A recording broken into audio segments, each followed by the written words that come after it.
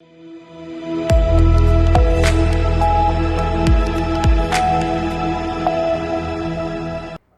मैं हूं रत्ना और आप देख रहे हैं सी न्यूज भारत। आए रुक करते न्यूज बुलेटिन की और बात होगी बैतूल की, जहां आमला तहसील कप टेनिस बॉल क्रिकेट प्रतियोगिता का भव्य समापन रेलवे स्टेडियम में संपन्न हुआ। साथ ही बात होगी शाजापुर की, जहां रेलवे फाटक नंबर 72 लोगों के लिए मुसीबत का कारण बन गया। तमाम खबरों पर विस्तार से चर्चा करेंगे।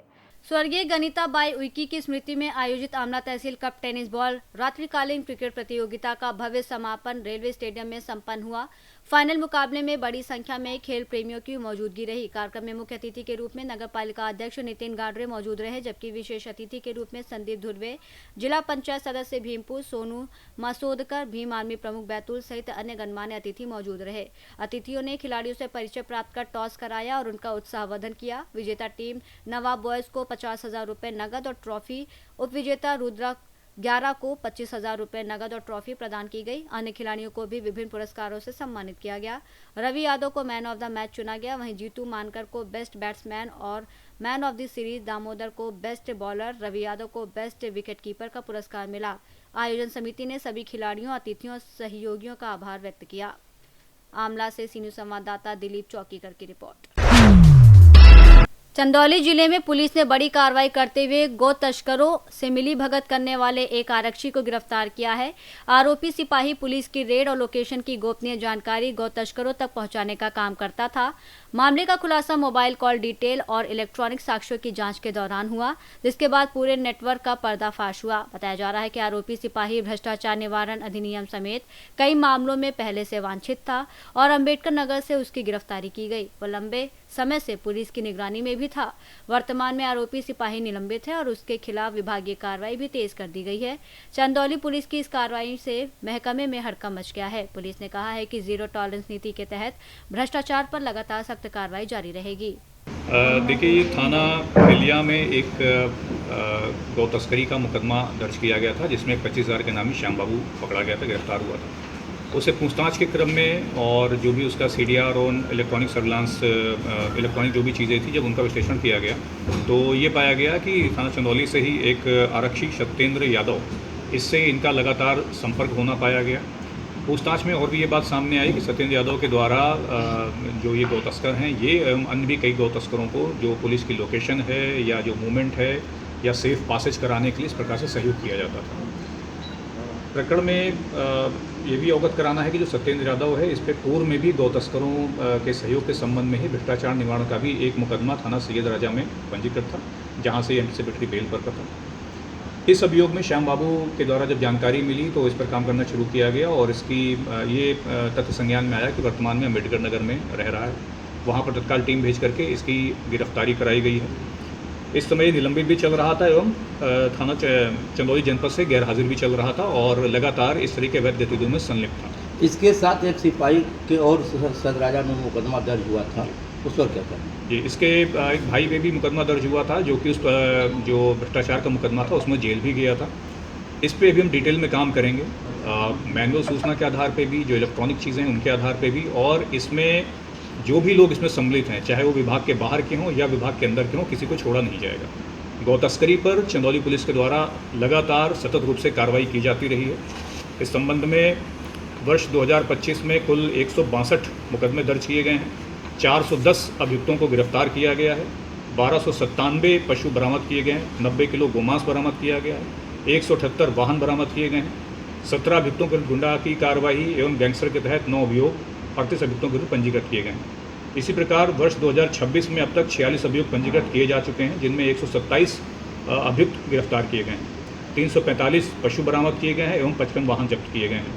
तो चंदौली पुलिस गौ तस्करी के विरुद्ध बहुत ही कड़ा स्टैंड है हमारा, इसमें हम लगातार कार्रवाई करते रहेंगे और अगेन इसमें जो भी शामिल हैं, चाहे वो बाहर के व्यक्ति हों या विभाग के अंदर के व्यक्ति हों, किसी को छोड़ा नहीं जाएगा। चंदौली से सी न्यूज संवाददाता सुमित की रिपोर्ट। चतरा जिले के कुंदा थाना क्षेत्र के बटुकुइया गांव में नशे के खिलाफ चलाए जा रहे अभियान के तहत पुलिस ने बड़ी कार्रवाई करते हुए भारी मात्रा में अवैध अफीम और डोडा बरामद किया। पुलिस अधीक्षक सुमित कुमार अग्रवाल को मिली गुप्त सूचना के आधार पर सिमरिया एसडीपीओ शुभम खंडेलवाल के नेतृत्व में गठित विशेष टीम ने ज्ञानी गंजू के घर पर छापेमारी की, जहां से करीब 840 ग्राम अफीम, 3 क्विंटल 15 किलो डोडा, 35 किलो पोस्ता दाना, अफीम उत्पादन में प्रयुक्त उपकरण जब्त किए गए, जिनकी अनुमानित कीमत लगभग 50 लाख रुपए बताई गई है। एसपी ने कहा कि जिले में अवैध नशे के कारोबार के खिलाफ सख्त कार्रवाई जारी रहेगी और इसमें शामिल किसी भी व्यक्ति को बख्शा नहीं जाएगा। कल एक गुप्त सूचना मिली थी कि कुंदा थाना अंतर्गत बटकुइया करके एक गांव है, वहां अफीम और डोडा रखा हुआ है।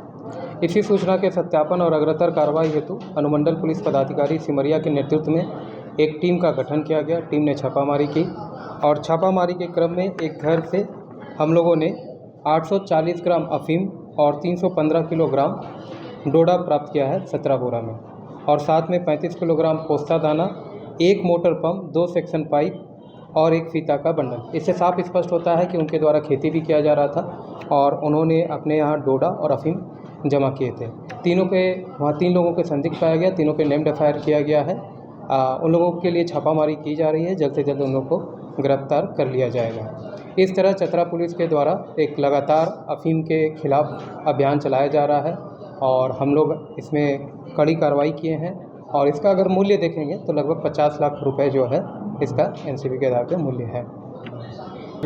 नहीं, अभी नहीं, सभी फिरार। चतरा से सीनियर संवाददाता लकी की रिपोर्ट। खबर दमोह से है, जहां गायत्री शक्तिपीठ दमोह पर आयोजित भारतीय संस्कृति ज्ञान परीक्षा 2025 का जिला स्तरीय पुरस्कार वितरण समारोह भव्य रूप से संपन्न हुआ। कार्यक्रम में संस्कृति पर्यावरण राज्य मंत्री धर्मेंद्र भाव सिंह लोधी मुख्य अतिथि के रूप में मौजूद रहे, जबकि राज्य मंत्री डेयरी विकास पशुपालन स्वतंत्र प्रभार लखन पटेल ने अध्यक्षता की। कार्यक्रम में जिला शिक्षा अधिकारी एस.के. नेमा और कुलपति डॉक्टर पवन जैन विशिष्ट अतिथि के रूप में मौजूद रहे। इस परीक्षा में जिले के 126 विद्यालयों और 4 महाविद्यालयों के 10,000 से अधिक छात्र छात्राओं ने भाग लिया था। कार्यक्रम के दौरान मंत्री धर्मेंद्र भाव सिंह लोधी ने कहा कि उनका पूरा परिवार व्यसन मुक्त है और इसका श्रेय गायत्री परिवार से प्राप्त संस्कारों को जाता है। राज्य मंत्री लखन पटेल ने कहा कि दमोह जिले के अनेक प्रतिभाशाली नागरिक गायत्री परिवार से जुड़े हैं और समाज को सुसंस्कृत बनाने के लिए सभी को इससे जुड़ना चाहिए। इस अवसर पर वरिष्ठ पत्रकार नारायण सिंह ठाकुर, भाव सिंह ठाकुर, राकेश अग्रवाल, वैश्य सभा अध्यक्ष सहित बड़ी संख्या में प्राचार्य, शिक्षक, छात्र छात्राएं, गणमान्य नागरिक मौजूद रहे। दमोह से सीनियर संवाददाता संतोष मोदी की रिपोर्ट। सांगली क्षेत्र स्थित ग्लोब पैराडाइज सोसाइटी में रक्तदान सबसे श्रेष्ठ दान है की भावना के साथ रक्तदान शिविर का आयोजन किया गया। ये शिविर Chitanand charitable trust blood centre के सहयोग से संपन्न हुआ।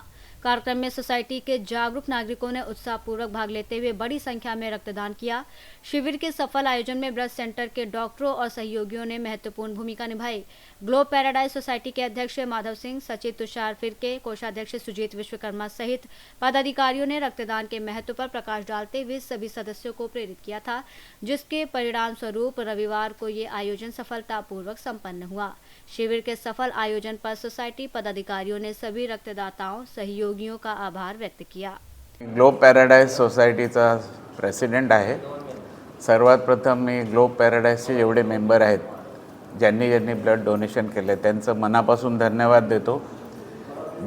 जे कोण नाही देऊ शकले किंवा शक्य नसेल त्यांचं पण धन्यवाद आहे, कारण त्यांनी येऊन सगळ्यांना मोटिवेट केलं।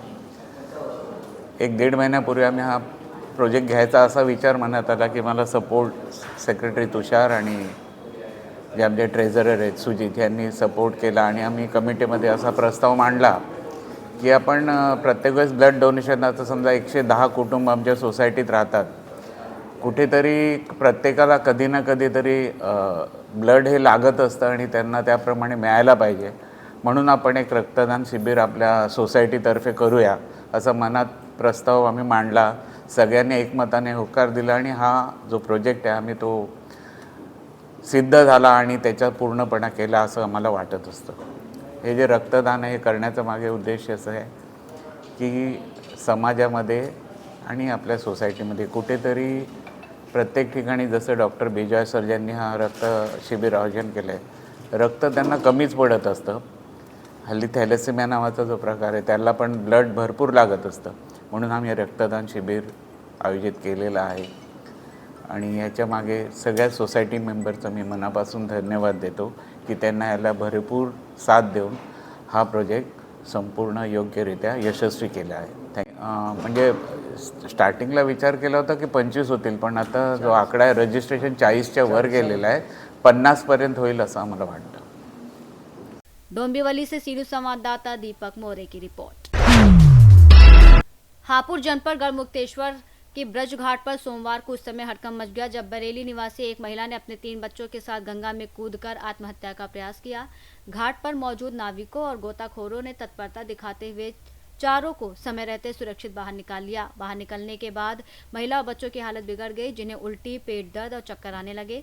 सूचना मिलने पर चौकी प्रभारी इंद्रकांत यादव पुलिस बल के साथ मौके पर पहुंचे और सभी को तत्काल अस्पताल भिजवाया गया, जहां प्राथमिक उपचार के बाद उनकी गंभीर हालत को देखते हुए हायर सेंटर रेफर कर दिया गया। जानकारी के अनुसार बच्चों ने पुलिस को बताया कि गंगा में कूदने से पहले उनकी मां ने उन्हें कोई दवाई पिलाई थी, जिसके बाद उनकी तबीयत बिगड़ गई। आशंका जताई जा रही है कि ये जहरीला पदार्थ हो सकता है। प्रारंभिक जांच में मामला घरेलू कलह से परेशान होकर उठाए गए कदम का बताया जा रहा है। पुलिस मामले की जांच में जुटी है। हापुड़ से सी न्यूज़ संवाददाता सचिन सागर की रिपोर्ट। पाली तहसील के अंतर्गत ग्राम सुरुआ में उस समय दुखद घटना हो गई जब जंगल में बकरियां चरा रहे एक चरवाहे पर मधुमक्खियों ने हमला कर दिया। हमले में वो गंभीर रूप से घायल होकर अचेत हो गया। परिजनों द्वारा उसे तत्काल ललितपुर जिला मेडिकल कॉलेज ले जाया गया, जहां डॉक्टरों ने परीक्षण के बाद उसे मृत घोषित कर दिया। मृतक चरवाहा परिवार का एकमात्र भरण पोषण करने वाला बताया जा रहा है, जिससे परिवार पर संकट खड़ा हो गया है। घटना के बाद परिजनों में कोहराम मच गया। परिवार ने प्रशासन से आर्थिक सहायता की मांग की है।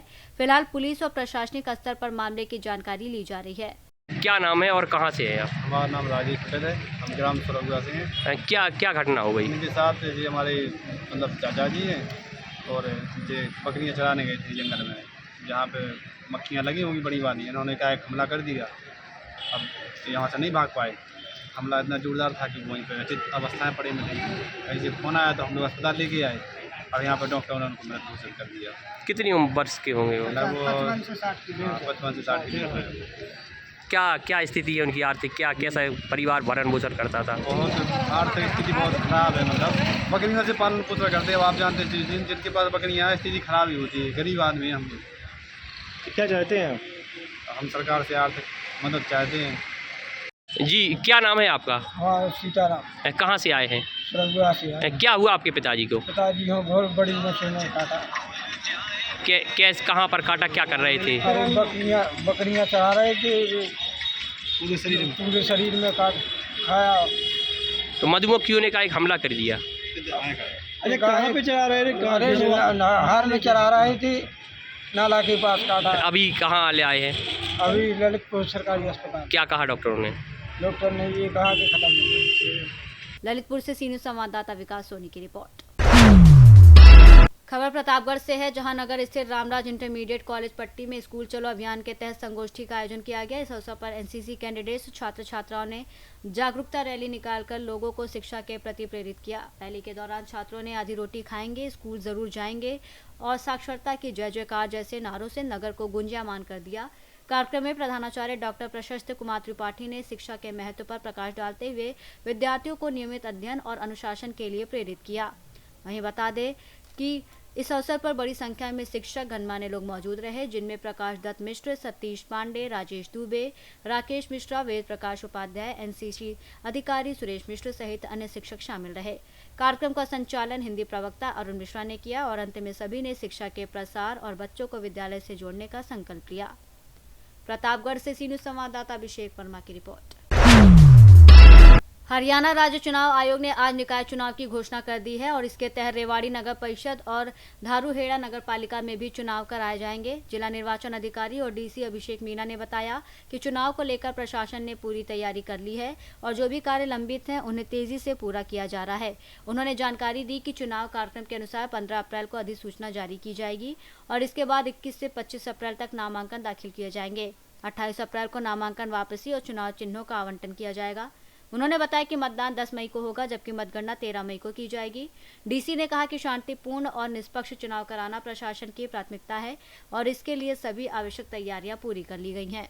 निकाय चुनाव की घोषणा हुई है रेवाड़ी और धारूहेड़ा।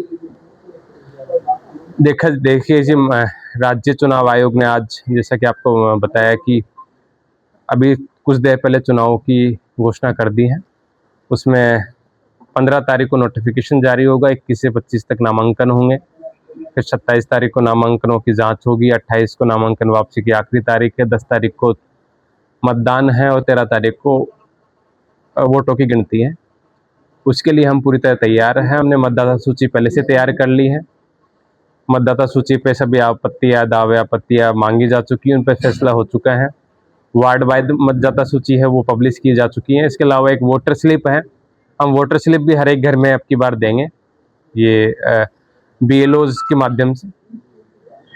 उसके अलावा जो बाकी व्यवस्थाएं हैं, रिटर्निंग ऑफिसर की नियुक्ति है वो अगले 1-2 दिन में कर ली जाएगी। नामांकन लेने की व्यवस्थाएं वो भी कर ली जाएगी। जो पोलिंग स्टेशन बनाने हैं उनमें व्यवस्थाएं करनी है, वो भी सभी व्यवस्थाएं अगले 10 दिन के अंदर अंदर कर ली जाएगी और पूरी तरीके से निष्पक्ष और शांतिपूर्ण तरीके से चुनाव होंगे। हमने जो पुलिस से हेल्प चाहिए थी या फिर बाहर से कोई बटालियन चाहिए थी, उसकी रिक्वायरमेंट भी गवर्नमेंट को भेज दी है, वो भी हमें मिल जाएगी। EVMs हमारे पास आ चुकी है, तो मुझे नहीं लगता कि कोई तरह की दिक्कत आने वाली है। हम पूरी तरह तैयार हैं, हमारे पास में संसाधन पर्याप्त हैं, हमारे पास मशीनें पर्याप्त हैं, हमारे पास में जो मानवीय संसाधन है, चाहे वो हमारे BLO जो, चाहे हमारे जो पोलिंग ऑफिसर जिनकी ड्यूटी लगने वाली वो भी पर्याप्त है, रिटर्निंग ऑफिसर भी पर्याप्त है और बाकी जो व्यवस्थाएं हैं कुछ वीडियोग्राफी वगैरह की, वो व्यवस्थाएं अगले 10 दिन के अंदर अंदर कर ली जाएगी। आदर्श आचार संहिता लागू हो गई है, क्या पूरी व्यवस्थाएं रहेंगी, कैंडिडेट्स को कैसे रहना है? देखिए जी, जो MCC है वो राज्य चुनाव आयोग के निर्देशानुसार लागू होता है। उसमें कई तरह के प्रतिबंध अनेक डिपार्टमेंट्स पे लगाए जाते हैं, कैंडिडेट्स पे लगाए जाते हैं और जो आम बातें रहती हैं वो सेम ही रहती हैं, चाहे केंद्रीय चुनाव हो चाहे राज्य के चुनाव हो, कि कोई भी अपना जाति, धर्म इनके आधार पे वोट नहीं मांगेगा। किसी भी तरह के सरकारी मशीनरी का प्रयोग चुनाव को प्रभावित करने में किसी कैंडिडेट के पक्ष में नहीं किया जाएगा, सिर्फ चुनाव कराने के लिए किया जाएगा। वो हम इंश्योर भी करेंगे, उसके लिए व्यवस्थाएं भी बनाएंगे। उसके लिए जो हमारे ऑफिसर्स हैं, फ्लाइंग ऑफिसर्स वगैरह, उसकी नियुक्ति भी अगले 1-2 दिनों में कर ली जाएगी। तो अधिसूचना 15 तारीख को जारी होएगी, तो उस दिन से वो लागू होती है।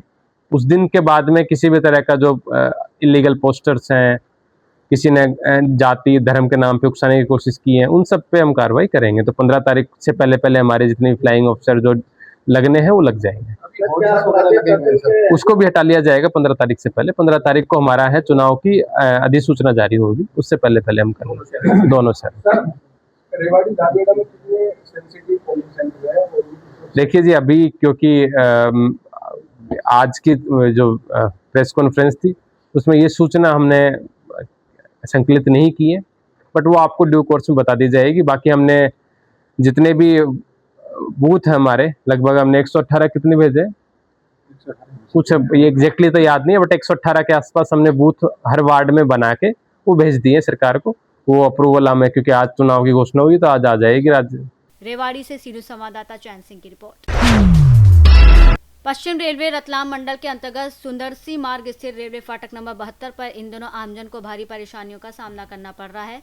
पिछले कई महीनों से यहां रेलवे विभाग द्वारा कार्य किया जा रहा है, लेकिन स्थिति अब तक सामान्य नहीं हो सकी है। रेलवे फाटक पर गिट्टी और बड़े बड़े ब्लॉक डाले जाने के कारण 2 पहिया 4 पहिया वाहनों का आवागमन बेहद कठिन हो गया है। स्थानीय लोगों के अनुसार इस मार्ग से गुजरना किसी चुनौती से कम नहीं रह गया है और दिन भर जाम जैसी स्थिति बनी रहती है, जिससे समय और ईंधन दोनों की बर्बादी हो रही है। सबसे चिंताजनक बात यह है कि रेलवे क्रॉसिंग के पास सड़क की हालत काफी खराब हो चुकी है, जो रेलवे विभाग की लापरवाही को उजागर करती है। स्थानीय नागरिकों ने चेतावनी दी है कि यदि जल्द समाधान नहीं किया गया तो किसी बड़े हादसे से इंकार नहीं किया जा सकता। इस संबंध में रेलवे के जनसंपर्क अधिकारी मनोज पांडे ने बताया कि फाटक पर कार्य जारी है और आगामी 2 सप्ताह के भीतर समस्या का समाधान कर दिया जाएगा। शाहजहाँपुर से सी न्यूज़ संवाददाता रमेश राजपूत की रिपोर्ट। बुलेटिन में फिलहाल इतना ही। देश और दुनिया की तमाम बड़ी खबरों के लिए देखते रहिए सी न्यूज़ भारत।